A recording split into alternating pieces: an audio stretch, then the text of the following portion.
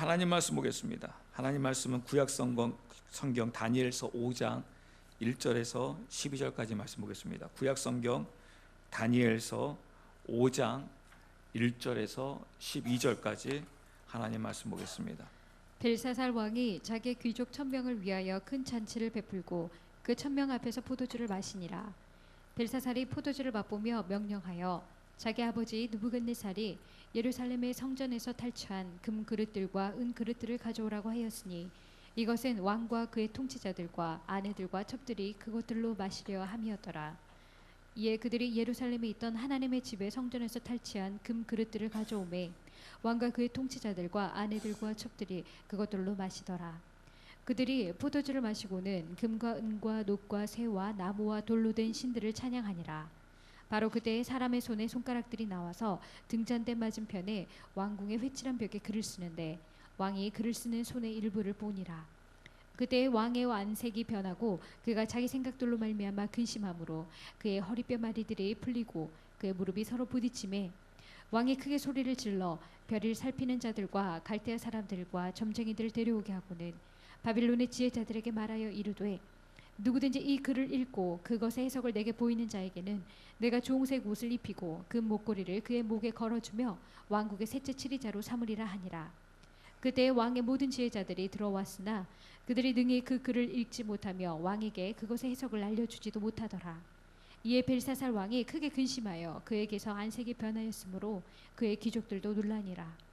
이제 왕비가 왕과 왕의 귀족들의 말로 인해 잔치하는 집으로 들어와 말하여 이르되 오 왕이여 영원토록 사시옵소서. 왕의 생각들로 말미암아 근심하지 마시오며 왕의 안색을 바꾸지 마소서. 왕의 왕국에 한 사람이 있는데 그 속에는 거룩한 신들의 영이 있나이다. 왕의 아버지 시대에 빛과 명철과 신들의 지혜 같은 지혜가 그에게서 발견되었나이다. 내가 말하노니 왕의 아버지 느부갓네살 왕 곧 왕의 아버지 되시는 그 왕께서 그를 마술사들과 별을 살피는 자들과 갈대아 사람들과 점쟁이들의 우두머리로 삼으셨나이다. 왕이 벨드사살이라는 이름을 준 바로 그 다니엘에게는 뛰어난 영과 지식과 명철과 꿈을 해석하는 것과 어려운 글귀를 밝히 보여주는 것과 의문을 푸는 것이 있었나이다. 이제 다니엘을 부르소서. 그리하면 그가 그 해석을 알려드리리이다 하니라. 아멘. 아멘.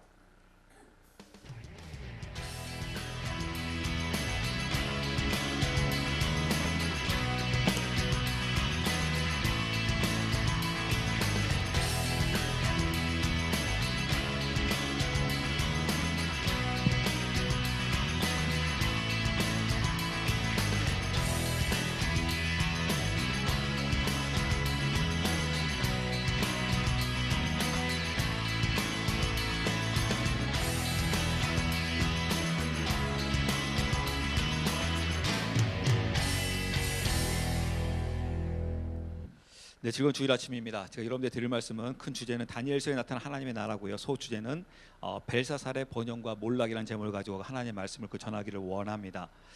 우리는 그 그리스도인들이요, 그 하나님의 그 주님의 그 신부입니다. 그렇기 때문에 우리는 세상에 비록 속해는 있지만은 세상과 구별된 자로서의 그 삶을 살아가야 합니다. 즉 구별을 대져야 한다는 겁니다. 즉 세상에 비록 속해는 있지만 세상과 똑같아서는 안 된다는 거예요. 세상 사람들이 하는 말과 세상 사람들이 하는 그런 그 마음가짐을 같이 갖고 같은 말을 해서는 안 된다는 겁니다.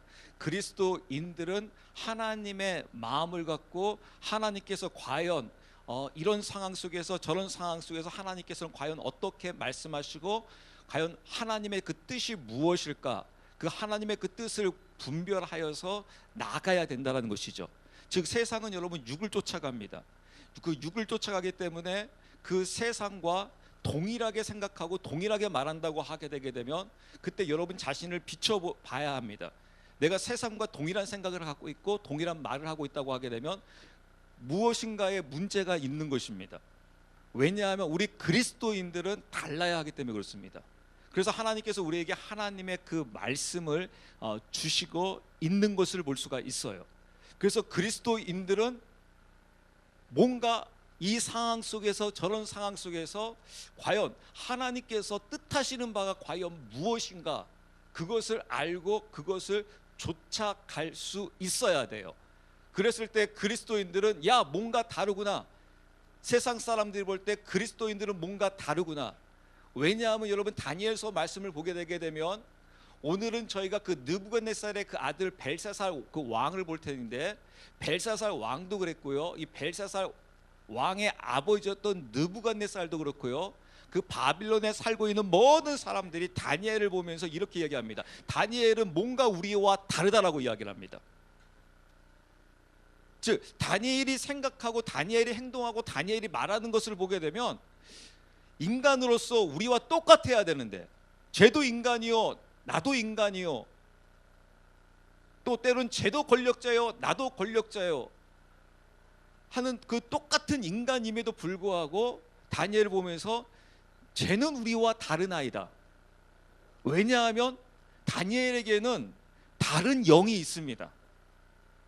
그를 지배하는 다른 영이 있습니다. 그래서 우리와 다릅니다라고 하면서 느부갓네살과 때는 벨사살과 그 주변의 사람들이 다니엘을 보면서 그렇게 이야기하고 있는 것을 볼 수 있어요. 즉 같다라는 겁니까? 다르다라는 겁니까? 다르다라는 거예요. 그것이 여러분 우리에게도 동일하게 적용되어져야 합니다. 달라야 한다라는 겁니다. 여러분들이 달라야 한다라는 거예요. 그리고 세상 사람들이 우리 교회를 보면서, 목회자를 보면서, 우리 성도들을 보면서 뭔가 다르다, 뭔가 우리와 똑같은 인간임에도 불구하고, 같은 곳에 살고 있음에도 불구하고 쟤네들은 뭔가 달라 라고 하면서 달라야 한다는 겁니다. 만약에 우리가 지금 다니엘이 느부갓네살이 말하는 것과 벨사살이 말하는 것과 주변 사람들과 똑같다고 하게 되면 다니엘에게 심각한 문제가 있습니다. 그러면 다니엘을 넘어지게 됩니다. 제가 요새 세상에 대해서 조금씩 알아가요. 그러다가 제가 놀라운 사실 발견한 게 바로 무엇이냐면요, 여러분, 사람이요, 내가 한번 정의를 위해서 올바르게 정직하게 한번 살아보겠다 라고 했을 경우, 그 정직하게 살고자 하는 자가, 정의롭게 살고자 하는 자가 세상을 상대로 해서, 제가 세상이라고 하는 것은 마귀를 뜻합니다. 마귀를 상대로 해서 승리할 수 있을까? 제가 알게 된 건 이거예요. 100% 패배한다. 내가 한번 의롭게, 정직하게, 한번 올바르게, 정말 성실하게 제대로 한번 살아가 볼 거야. 그런 의지와 결단을 하고 살아보십시오. 저는 장담합니다. 100에 9가 아니라, 100에 99가 아니라 100에 100입니다. 저는 100% 장담하건대 100% 패하게 되어 있습니다. 그럼 여러분, 이런 생각이 들 수 있어요. 야, 그렇게 정의롭게, 의롭게, 정직하게, 똑바로 살아가도 100명이 도전해도 100명이 다 실패한다고 하게 되면, 그럼 나는 세상 흘러가는 대로 살겠다. 즉, 난 세상에 정말 더럽게 살아가겠다 라고 하게 되면 어떻게 될까? 그래도 100% 패예요. 그래도 힘들어요. 정직하게 살려고 해도 세상을 살아가면서 있어서 너무너무 고달프고 힘들고요. 그러면 더럽게 살아가고 세상 살아가는 대로 내가 바람대로 살아가면 편할까? 그래도 그 사람도 피곤해요. 이렇게 살아가나 저렇게 살아가나 세상살이는 다 힘들고 고통스럽고 어렵다라는 겁니다. 마귀를 상대로 해가지고 도저히 승리할 수 없다라는 겁니다. 우리의 어떠한 의지를 가지고, 즉 우리 인간이 갖고 있는 나의 힘을 가지고서는 세상을 상대로 해서 결코 이길 수 없다라는 거예요. 한번 대적해서 싸워보려고 해도 그 싸움에서 이길 수 없고, 또 우리가 그 세상 앞에 무릎을 꿇으면서 그냥 막 살아가려고 해도 그래도 그 인생이 편하지 아니하고 그래도 그 인생이 고달프다라는 겁니다. 그럼 우리에겐 진퇴양난이에요.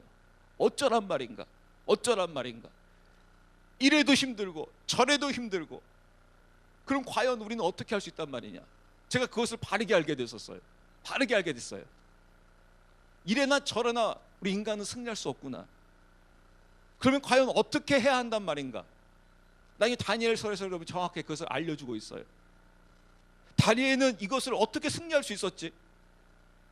다니엘에게 그런 엄청난 그 어려움이 있었고 그런 엄청난 그 환경 속에서 그 세상을 상대로 해서 다니엘은 어떻게 승리할 수 있었지? 아까 이야기한 대로 다니엘이 결단한다고 해가지고 승리할 수 있는가? 여러분 절대 사람의 여러분 결단을 여러분 믿으시면 안 됩니다. 여러분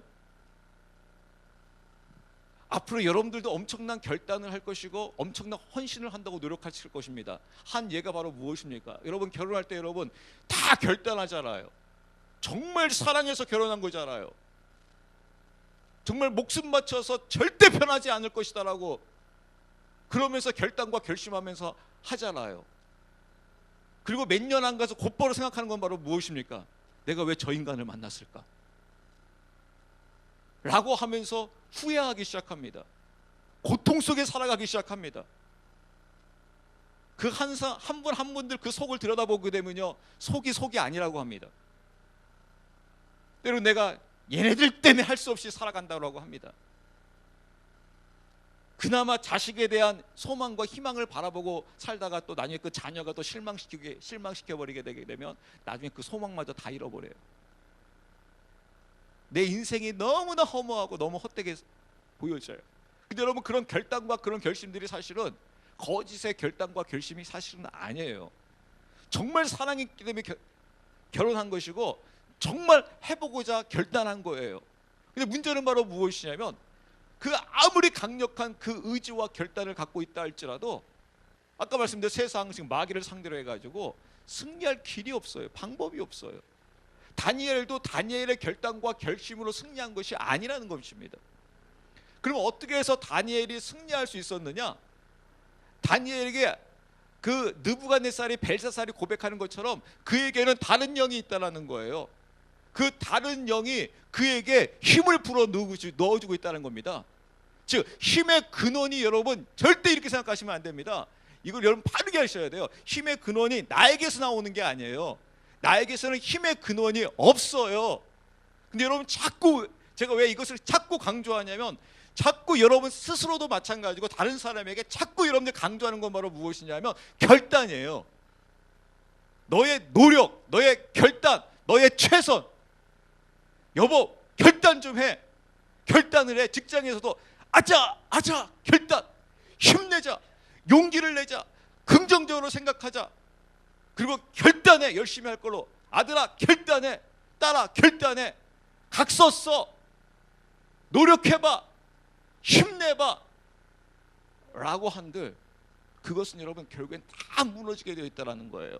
왜냐하면 힘의 그 원천이 나에게 나와서 세상을 대적해서 싸울 수가 없기 때문에 그렇습니다. 승리할 수가 없기 때문에 그렇습니다. 힘의 근원이 나에게서 나올 수가 없어요. 그 힘의 근원은 어디에 있냐면 바로 여호와 하나님께 있어요. 여호와 하나님의 이 빛이 비춰져야 돼요. 다니엘에게 비춰져야 돼요. 다니엘에게 비춰지지 않게 되게 되면 도저히 다니엘은 세상을 상대로 해서 승리할 수 없단 말입니다. 그런데 그 세상을 상대로 해서 아까 말씀드린 대로 더럽게 살아도 승리할 수 없고 정직하게 살아도 승리할 수 없는데 그 다니엘에게 그 여호와 하나님의 그 빛이 다니엘에게 비춰지기 시작하니까 그 다니엘이 세상을 상대로 해서 승리의 길로 가고 있는 것을 볼 수가 있습니다. 저는 요새요 이 세상살이를 보면서요 마귀의 음성을 듣게 됐어요. 놀랍죠 여러분? 마귀가 저한테 이렇게 이야기하더라고요. 너 봤지? 나중에 너 법정에 너 세워질 거야. 너 필구 너 법정에 세워질 거야. 그리고 너 주변에 있는 모든 사람들 다 법정에 세워질 거야. 너 지금 잘 봤지? 어떤 사건을 위해서 모든 게 다 준비되어 있는 것 같지? 어떤 사건의 계기만 딱 터져라. 그러면 모든 것을 과거의 모든 것을 싹 쓸어가지고 너를 딱 법정에 올려버리게 되게 되면 너 어떻게 되는 줄 알아? 너 나중에 법정에 쓸 거야. 그때 보자 너. 필구 너 법정에 너 쓰게 될 거야. 하나님의 법정에 섰을 때 내가 너의 모든 것을 다 까버릴 거야. 그러면 여러분 하나님이 여러분 어떻게 하실까요? 하나님은 여러분 용서해 주실 것 같습니까? 사단은 여러분 알고 있습니다. 하나님은 사랑의 하나님은 동시에 무슨 하나님이세요? 공의의 하나님이십니다. 그 공의 앞에 여러분 그 죄가 드러나 버리면요, 공의는요 그 죄를 심판해야 합니다. 그래서 사단은 그걸 알고 있는 겁니다. 그래서 사단은 두루두루 다니며 삼킬자를 찾고 있다는 것은 바로 무엇이냐면요, 나중에 보자라는 거예요. 너 그때 끝내버릴 수 있다는 거예요. 어디에서요? 법정에서 끝내버릴 수 있다는 겁니다. 제가 그 법정 앞에 섰을 때 사단이 공의의 하나님을 향하여 보십시오 라고 하면서 저의 모든 일생의 일대의 모든 거 하나씩 다 끄집어내기 시작하게 되면 하나님께서 저를 심판할 수밖에 없어요. 그런데 반대편에 있는 예수 그리스도께서 저를 위해서 변론해 주어야 돼요. 아버지, 죄는 제 보혈의 피로 뿌려져서 씻김 받은 저의 신부입니다 라고 예수 그리스도께서 그 부분에서 증언해 주셔야지, 증언해 주시지 않게 되게 되면 나는 곧바로 심판이에요. 멸망이에요. 여러분 어떠하십니까? 저도 마찬가지로 여러분도 나중에 다 하나님의 법정에 여러분 서게 될 것입니다. 그 하나님의 법정에 섰을 때 예수 그리스도께서 나에 대해서 증명해 주지 않게 되면 나는 영원한 멸망입니다. 영원한 심판입니다. 그 심판 앞에서 여러분 어떻게 하시겠습니까? 여러분 제가 오늘 그 부분을 말씀드리면서 벨사살 왕과 더불어서 제가 말씀을 드릴게요. 지금 벨사살은요 바벨론의 느부갓네살 아들, 지금 벨사살 왕의 그 이야기입니다.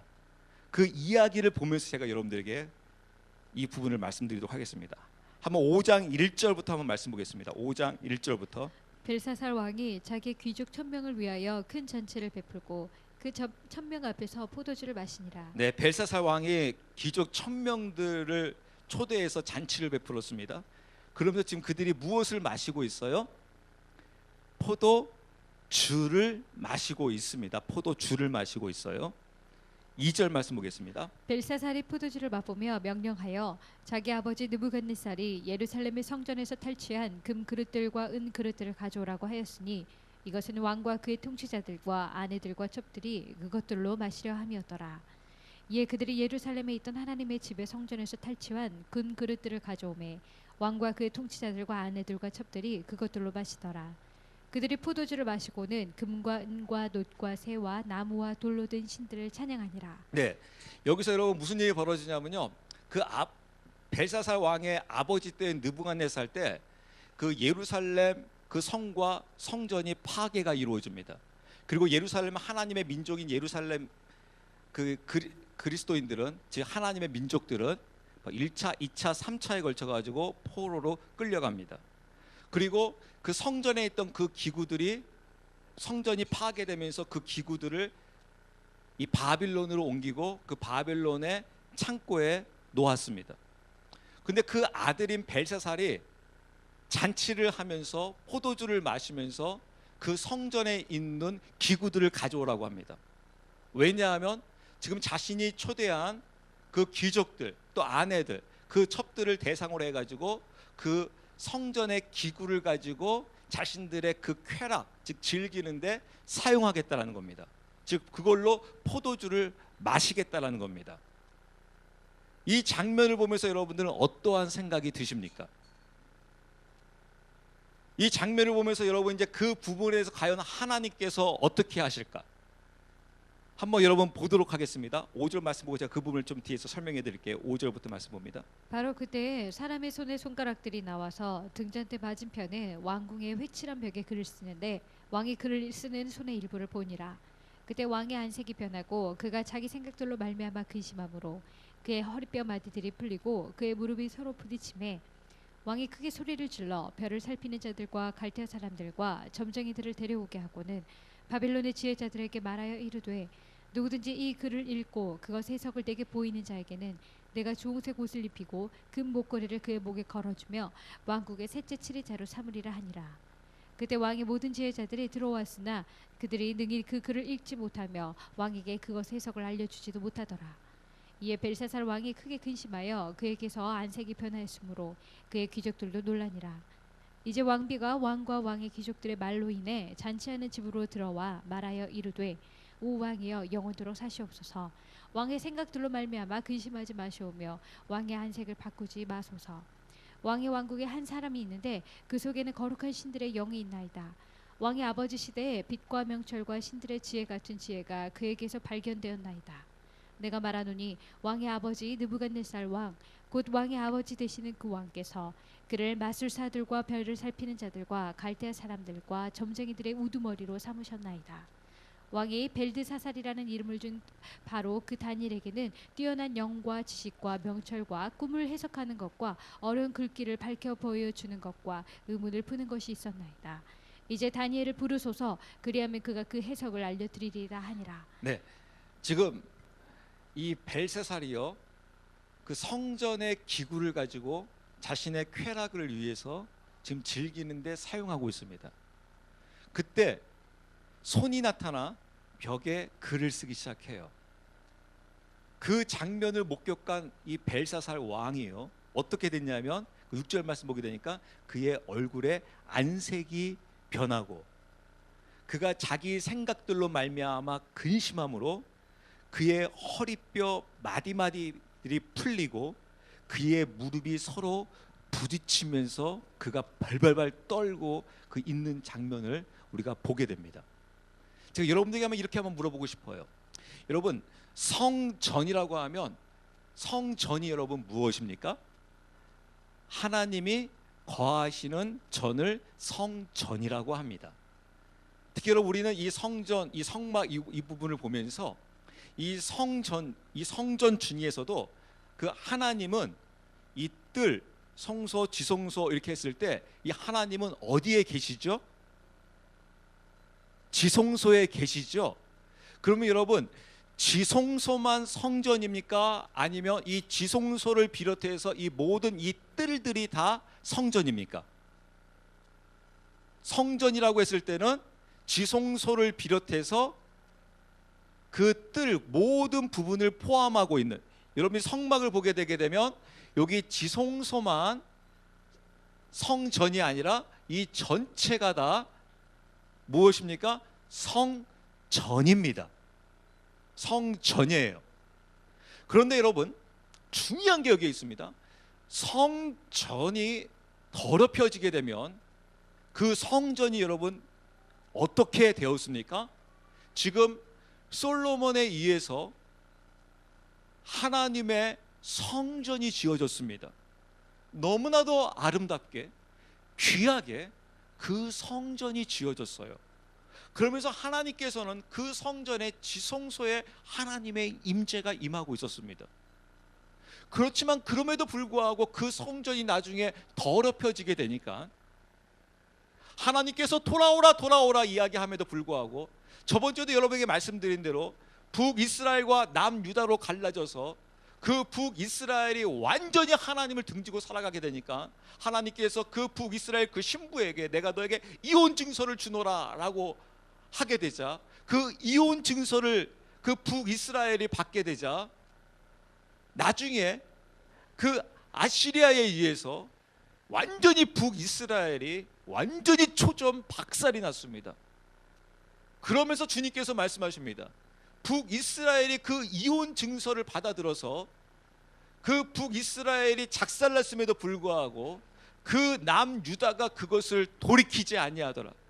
하나님이 원한 것은 바로 무엇이었냐면 그 북이스라엘을 보면서 하나님의 민족인 이 이스라엘이 하나님께서 이혼 증서를 주니까 완전히 작살나 버리는구나. 그러면서 하나님께서 바란 게 너희들이 빨리 속히 돌아오라, 주님께로 돌아오라 라고 하였음에도 불구하고 그 남유다도 마저도 돌아오지 않게 되니까 나중에 어떻게 됩니까? 성벽뿐만 아니라 성전까지 무너지고 있는 것을 볼 수가 있습니다. 하나님이 거하시는 전이었습니다. 하나님이 거하시는 그 성전이 더럽히게 되니까 그 성전이 여러분 어떻게 되고 있어요? 무너져 버렸다는 겁니다. 멸망당했다는 겁니다. 그리고 지금 오늘 본문에서 성전의 기구를 가지고 벨사살 왕이, 나중에 여러분 이제 결론적으로 나중에 나타나지만, 벨사살이 그 성전의 기구를 가지고 자신의 쾌락을 위해서 사용하게 되자 나중에 여러분 벨사살이 어떻게 된 줄 아세요? 멸망을 당합니다.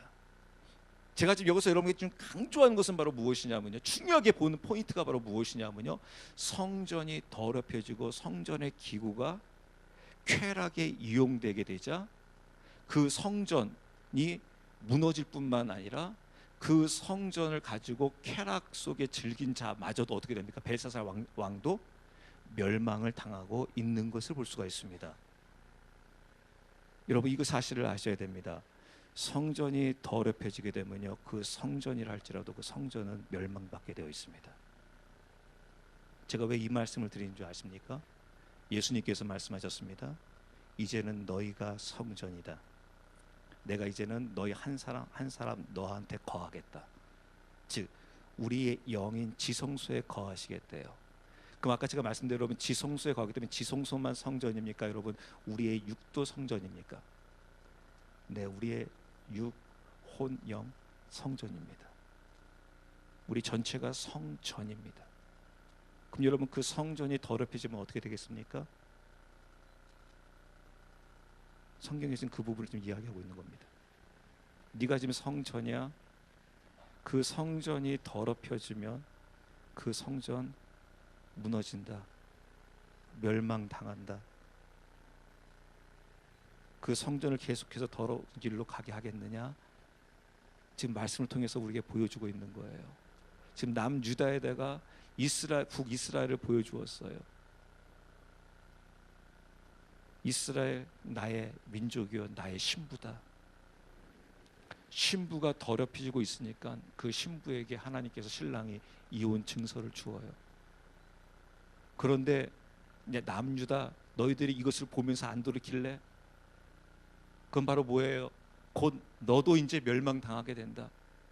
그래서 빨리 보고 돌이켜라. 지금 여러분 2016년도에 지금 우리에게 다니엘서를 보여주고 있습니다. 다니엘서를 지금 보여주면서 봐라, 하나님의 백성, 하나님의 신부요, 그 성전이 지금 무너지고 있고 그 성전의 기구를 가지고 자신의 쾌락을 위해서 사용하고 있는 자를 내가 지금 멸절시키고 있다. 봐야 한다. 남유다는 북이스라엘의 그 모습을 보고서도 그들은 돌이키지 못했단다. 근데 2016년도에 살고 있는 너도 지금 이 다니엘서를 보면서 돌이키지 않고 있느냐? 성전의 무너짐을 보면서, 성전이 멸망당한다는 것을 보면서 네 성전은 영원한 것처럼, 아무 문제가 없을 것처럼 생각하고 있다고 하게 되게 되면 그것처럼 교만과 오만이 어디 있겠느냐? 여러분, 아까 말씀드린 대로 성전의 기구를 가지고 자기 쾌락을 위해서 사용하는 그 벨사살 왕이 어떻게 됐다고요? 멸망당했다고요. 여러분, 이걸 가지고 여러분들이 자신에게 또 이렇게 적용하시기 바랍니다. 저는 오늘 술 이야기를 하려고 하는 게 아닙니다. 그런 술을 조금 그 부분을 적용해서가 아니에요. 그냥 한 예로 지금 들어드리는 겁니다. 지금 여러분, 하나님의 성전의 기구를 가지고 지금 벨사살이 지금 무엇에 사용했어요? 포도주 마시는데 사용했어요. 포도주 마시는데 사용했단 말입니다. 근데 하나님께서는 그 벨사살이 그 포도주 자기 쾌락을 위해서 마시는 걸 사용했다라고 해가지고 하나님이 벨사살 왕을 나중에 죽여버립니다. 멸망시켜버립니다. 즉 성전의 기구를 가지고 네가 사용했다라는 거예요. 무엇이에요? 죄 짓는 데예요. 포도주 마시는 데예요. 제가 종종 이런 질문을 들어요. 목사님, 술 마시는 게 죄인가요? 술 마시는 게 자체가 죄인가요? 여러분, 이 말씀과 더불어서 여러분 어떻게 보시겠어요? 왜냐하면 내가 성전이기 때문에 그렇습니다. 우리의 육신도 성전이기 때문에 그렇습니다. 나의 영만, 지성소만 성전이 아니라 나의 육까지도 성전이기 때문에 그렇습니다. 그 성전을 여러분 더럽힐 수 있습니까? 없습니까? 집어넣을 수 있습니까? 없습니까? 여러분, 벨사살은요 성전의 기구를 가져와가지고 그걸 쾌락에 사용했어요. 근데 여러분, 지금은 이제 내가 성전으로서 내 성전 안으로 집어넣고 있으면 여러분 어떻게 되겠습니까? 술은 하나의 단순한 예에 불과합니다. 술을 집어넣고 담배를 집어넣고 죄를 계속해서 여러분 이 성전 안으로 집어넣으면 여러분 어떻게 되겠습니까? 계속해서 그 성전을 더럽게 그대로 방치된 상태로 그대로 내버려두면 어떻게 되겠습니까? 그러면 그 성전은 여러분 무너지게 되어 있습니다. 멸망받게 되어 있습니다. 그래서 여러분 그 성전을 통해서 하나님께서 말씀하시는 게 바로 무엇이냐면 그 성전을 빨리 정화하라는 거예요. 빨리 깨끗하게 하라는 거예요. 그 성전을 더러운 상태로 그대로 두지 말라라는 거예요. 하나님께서는 우리를 너무너무 사랑해 주셔가지고 우리에게 긍휼을 베풀어 주세요. 왜냐하면 성전 자체를 더럽혀서는 안 되는데 우리의 그 연약함을 보시고 그 성전이 더러워질 수, 그러니까 더럽혀지면 안 되는데 더럽혀질 수 있다는 거예요. 그런데 주님께서 우리에게 말씀하시는 것은 그 성전을 더러운 상태로 그대로 방치해서는 안 된다는 겁니다. 방치하는 것은 이것은 너무나 심각하다는 거예요. 그대로 방치했다가는 멸망당한 겁니다. 왜냐하면 여러분, 아까 말씀드린 솔로몬의 성전도 마찬가지고요. 그 성전들을 보게 되면 그 성전이 더럽혀졌다 해가지고 바로 무너진 게 아니에요. 하나님께서 어떠한 기간을 주시냐면 빨리 그 성전을 빨리 정화시켜라, 빨리 깨끗하게 만들어라, 빨리 깨끗하게 만들지 않으면 이 성전 무너진다. 하나님이 거하고 있는 그 지성소의 언약궤마저도 이 언약궤도 빼앗겨 버린다. 누구한테요?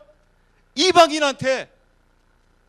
너희들이 언약궤가 있으면 너희들이 영원할 것 같고 영원히 승리할 것 같지만 이 언약궤마저도, 지성소에 있는 하나님의 임재가 있는 이 언약궤마저도 너희가 돌이키지 않게 되게 되면 이 언약궤마저도 이방인들에게 빼앗겨서 더럽혀진단다. 그러므로 빨리 돌이켜야 한다. 빨리 돌아와라. 빨리 이 성전을 깨끗하게 정화시켜라. 그게 하나님께서 성전이 우리에게 말씀하시는 거예요. 성전이 forever 영원한 게 아니라는 겁니다. 성전이 영원하려면 하나님의 임재가 계속해서 그 안에 거하고 있어야 됩니다. 하나님의 임재가 떠나버리게 되면 그 성전은 멸망당할 수밖에 없다는 겁니다. 그게 지금 하나님께서 우리에게 말씀하시는 부분이에요. 그래서 여러분, 주님께서 우리에게 분명히 말씀해 주셨어요. 이제는 너희가 성전이다 라고 우리에게 지금 말씀해 주고 있는 겁니다. 근데 아까 말씀드린 다니엘은요, 이 부분에 있어서 어떻게 그가 승리의 길을 걸어갈 수 있단 말이냐. 다니엘은 한 번도 죄를 지지 않았을까? 아닙니다. 다니엘도 분명히 죄를 지었을 겁니다. 근데 세상이 다니엘을 넘어뜨리지를 못합니다. 그 이유가 어디에 있겠습니까? 바로 그는 스스로가 성전을 정결케 하고 있는 힘이 있었어요. 그것은 바로 무엇이냐면 하나님의 그 빛을 통해서 그가 그 성전을 계속해서 주님 앞으로 나아가게 되자, 즉 그걸 믿음이라고도 이야기할 수 있습니다. 즉 다니엘에게는 여호와만이 하나님이라는 그 믿음이 있었어요. 즉 하나님이 다니엘에게서 자신의 왕이었었어요. 자신의 주였어요. 자신의 주가 되게 되자 그 주이신 하나님께서 어떻게 하십니까? 그를 계속해서 비춰주기 시작합니다. 그러면서 그가 승리의 길을 걸어갈 수 있는 것을 볼 수가 있어요. 결국 그가 그 승리의 길을 걸어가게 되자 이 벨사살이 너무 이제 두려움에 떤 나머지 또 너무 급하게 되니까 나중에 결국에는 다니엘을 불러요. 그러면서 이야기합니다. 나의 이 지금 눈으로 본 이 글을 해석할 수 있는 자는 그에게 선물을 주고 내가 모든 것들을 그를 보상해 주면서 그를 다시 세 번째 치리자로 내가 그를 세워주겠다 라는 그 약속을 하면서 다니엘을 부릅니다. 그때 다니엘이 여러분 뭐라고 이야기하는지 13절 말씀 한번 볼게요.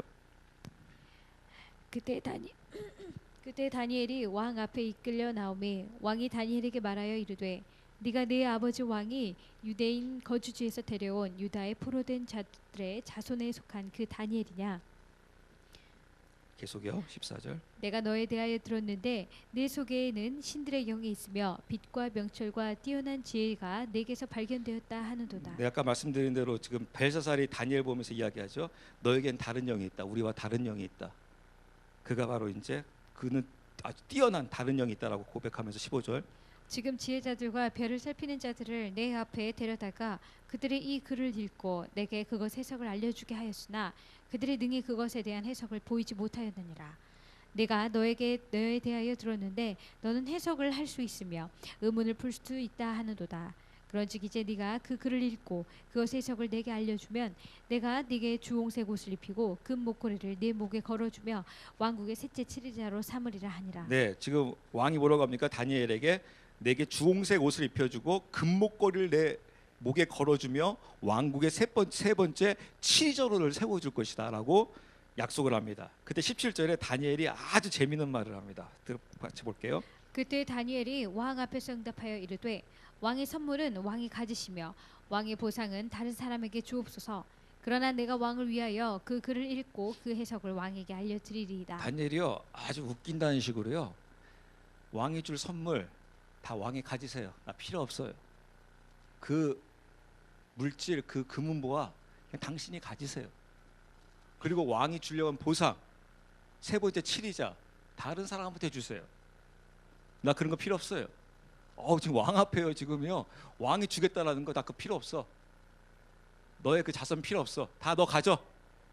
그러면서 왕 당신의 왕이 원하는 이 해석 내가 해주겠다 하면서 갑자기 여러분 바뀌어 버렸어요. 이 갑과 을이 갑자기 바뀌어 버렸어요. 누가 지금 갑이 되고 있습니까? 다니엘이요. 근데 여러분 다니엘은 지금 무직이에요. 아무것도 없는 자리에 아직까지는 아무 보상도 없고 다니엘은 아무 지금 총리도 현재 총리도 아니에요. 어떻게 보면 아니 을 중에 을이죠. 근데 갑자기 지금 갑과 을이 바뀌어 버렸습니다. 누가 갑이 돼 버렸어요? 다니엘이 갑자기 갑이 되고 지금 벨사살 왕이 세상의 권력자가 지금 을이 되고 있어요. 근데 이 힘이 지금 어디서 나오는 겁니까? 그다음 여러분 그 말씀들을 보게 되면 그걸 알 수가 있어요. 왜 다니엘이 지금 갑이 되고 있고 다니엘이 지금 무슨 힘으로 지금 하고 있는 것인지 한번 그 말씀 뒤부터 말씀 볼게요. 18절부터. 오 왕이여 지극히 높으신 하나님께서 왕의 아버지 느부갓네살에게 왕국과 위엄과 영광과 존귀를 주셨나이다. 보세요. 왕이여 지극히 높으신 하나님께서 그러니까 만왕의 왕이신 하나님을 먼저 이야기하면서요. 하나님께서 왕의 아버지 느부갓네살에게 왕국과 위엄과 영광을 누가 주셨다라는 거예요? 여호와 하나님이 줬다라는 거예요. 당신이 지금 아버지였던 느부갓네살 그 영광이 그 모든 것들이 그 자리가 누가 준 건지 아느냐? 여호와 하나님이다. 그러니까 누가 더 높다라는 거예요? 여호와 하나님이 높다라는 거예요. 여호와 하나님만이 왕 중에 왕이라는 거예요. 지금 이 다니엘 통해서 지금 누가 드러나고 있습니까? 여호와 하나님이 드러나고 있어요. 그 여호와 하나님이 드러나고 있으면서 여러분들이 아셔야 되는 게 바로 무엇이냐면 여호와 하나님이 지금 드러나고 있으니까 지금 다니엘에게서 왕은 지금 누군 거예요? 여호와 하나님인 거예요. 그러니까 여러분 여호와 하나님께서 여러분 누구를 통치하고 누구를 다스려 주겠습니까? 누구에게 힘을 주겠어요? 그 종인 다니엘에게 힘을 줄 거 아니에요. 즉 힘의 원천이 지금 어디서 나오고 있습니까? 다니엘이 잘나서가 아니라 여호와 하나님이 지금 다니엘에게 불어 넣고 있으니까 다니엘도 딱 나오는 게 바로 무엇이냐면 느부갓네살이 힘이 있어서 그 자리 차지한 줄 아느냐? 아니다. 여호와 하나님이 주신 것이다. 라고 하면서 여러분 19절 말씀 볼게요. 그분께서 그에게 주신 위엄으로 인하여 모든 백성들과 민족들과 언어들이 그 앞에서 떨고 두려워하였나이다. 그가 자기가 원하는 자를 죽이고 자기가 원하는 자를 살리며 자기가 원하는 자를 세우고 자기가 원하는 자를 낮추었으나 그의 마음이 높아지며 그의 생각이 교만 속에서 강팍하게 되므로 그가 자기 왕좌에서 쫓겨나고 그들이 그에게서 그의 영광을 빼앗음에. 네, 그렇습니다. 하나님이 느부갓네살 왕에게 그런 왕좌와 자리와 힘을 주었는데 그가 겸손하지 않고 교만하게 자기의 힘으로 자기가 주인으로서 살게 되자 하나님께서 어떻게 하셨다라는 거예요? 그 왕자를 쫓겨나게 했다. 그 하나님이 모든 것들을 주관하고 있다. 교만한 자를 완전히 하나님이 꺾어버리시고 있다. 이게 다 누가 하고 있느냐면 여호와 하나님께서 하고 있는 것이다 라고 하면서 20절 말씀 보겠습니다. 그가 사람들의 그의 마음이 높아지며 그의 생각이 교만 속에서 강팍하게 되므로 그가 자기 왕좌에서 쫓겨나고 그들이 그에게서 그의 영광을 빼앗음에.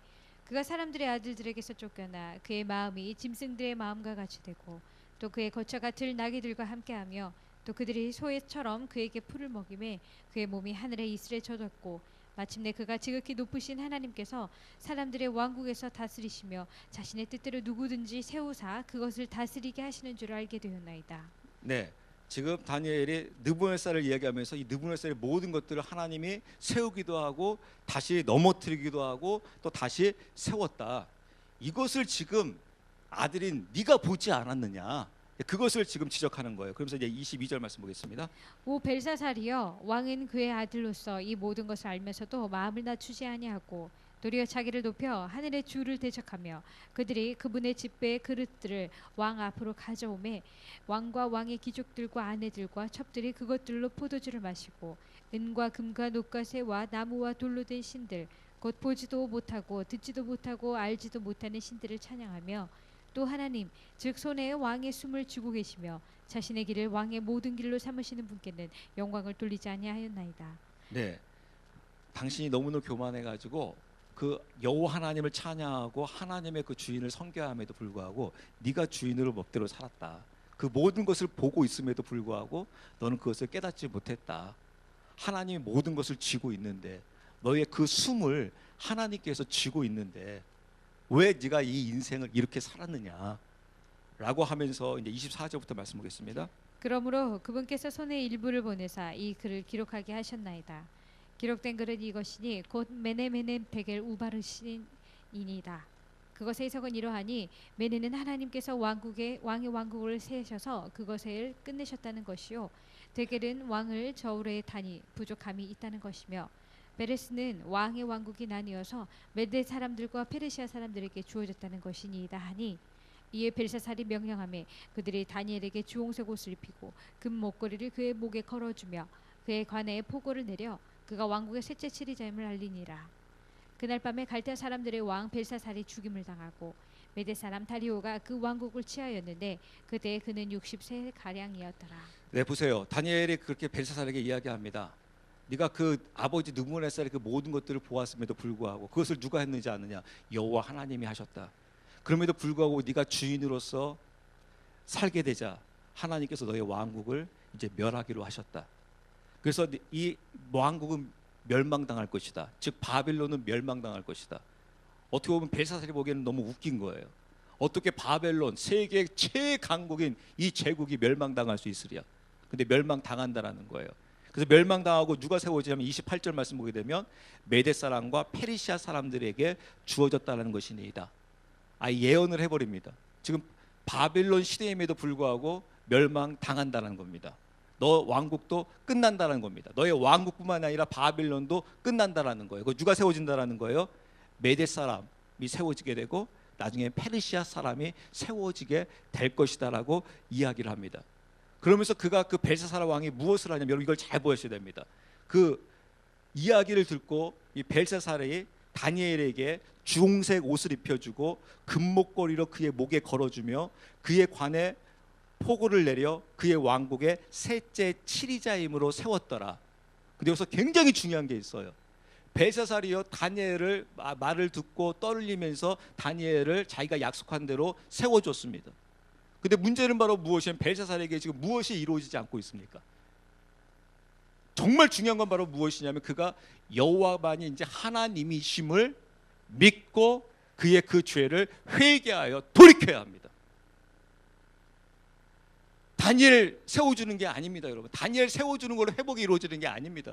다니엘에게 금목걸이 달아주는 걸로 회복되는 게 아닙니다. 총리 다시 회복시켜주는 게 이 벨사살의 회복이 아닙니다.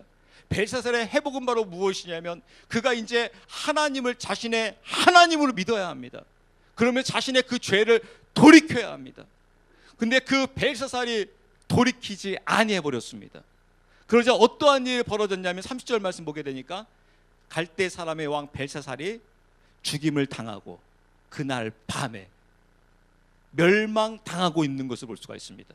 그리고 하나님의 예언대로 말씀대로 메대 사람 31절에 다리오가 그 왕국을 취하였는데 그때 그는 60세가 새랑 되었더라 라고 하면서 하나님의 말씀대로 그 이루어지고 그 있는 것을 보게 되었습니다.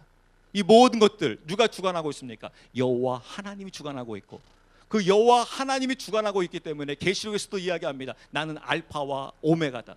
그래서 하나님의 모든 경륜 속에 하나님의 시간표 속에서 하나님의 주관 속에서 모든 것들이 이루어지고 있는 것을 볼 수가 있습니다. 그래서 그 하나님을 이 다니엘이 보고 있기에 그 다니엘에게 있어서 왕은 누구였냐면 바로 여호와 하나님이었습니다. 그 여호와 하나님이 그에게 있어 왕으로 나가게 되자 그 왕이 이제는 어떻게 합니까? 다니엘을 통치해 줍니다. 다니엘을 다스려 줍니다.